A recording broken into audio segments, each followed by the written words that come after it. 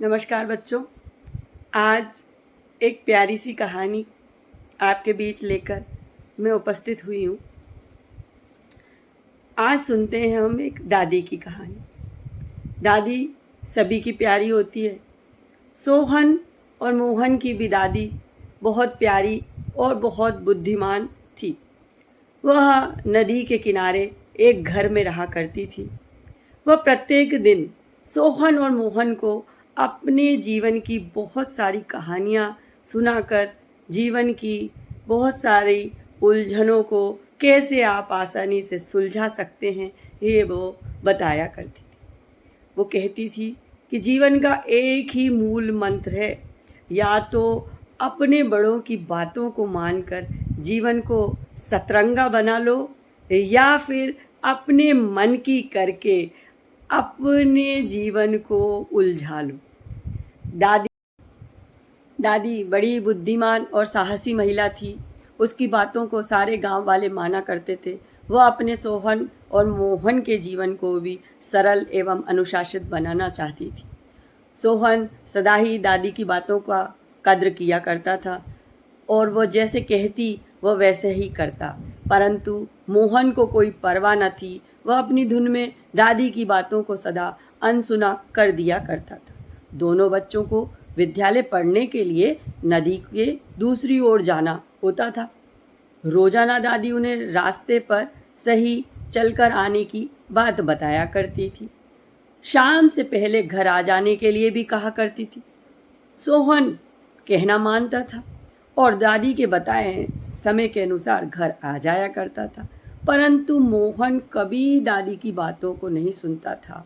वह इधर उधर छुट्टी हो जाने के बाद दोस्तों के साथ खेलता कूदता आराम से शाम होते होते घर पहुंचा करता था। दादी उसे कई बार समय की कीमत के बारे में समझा भी चुकी थी। एक दिन बारिश का समय था। दादी ने कहा, आज बारिश होने की संभावना है। यदि नदी में पानी बढ़ जाए तो नदी को पार मत करना, और उस तरफ राधे मौसी का घर है, वहीं रात तुम रुक जाना। परंतु शाम को जब सोहन लौट आया और मोहन की राह दादी देखने लगी, परंतु रात होने को आई, अभी तक मोहन लौट कर नहीं आया था। इधर मोहन अपने दोस्तों के साथ खेलता रहा। बाद में उसे याद आया कि घर जाना है। दादी की बात को वो भूल गया और तेजी से नदी पार कर घर जाने की जल्दी में लग गया। लेकिन बारिश में नदी का पानी तो अब बढ़ चुका था और धीरे धीरे धीरे वो क्या देखता है कि वह बीच नदी में पहुंच तो गया है, परंतु नदी के में पानी बढ़ जाने के कारण वो अब डूबने लगा है। रात भी अब गहरी होती जा रही थी, कुछ भी उसे दिख नहीं रहा था। तब उसे अचानक दादी की बात याद आई कि नदी में पानी बढ़ जाए तो वहीं रुक जाना, परंतु अब क्या हो सकता था। अब वह सोचने लगा कि अब तो शायद जीवन न बचे, अब तो वह शायद डूब ही जाएगा।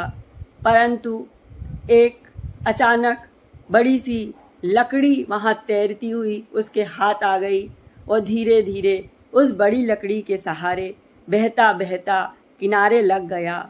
लेकिन उसने एक आज कसम खाई कि आज के बाद मैं अपनी दादी की बात कभी नहीं टालूंगा। आज उसे सबक मिल चुका था।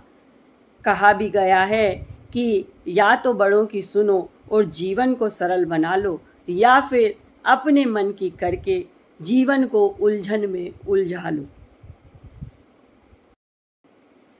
प्यारे बच्चों, अब प्रश्नों की बारी। पहला प्रश्न कि इस कहानी के माध्यम से आपको क्या शिक्षा मिलती है।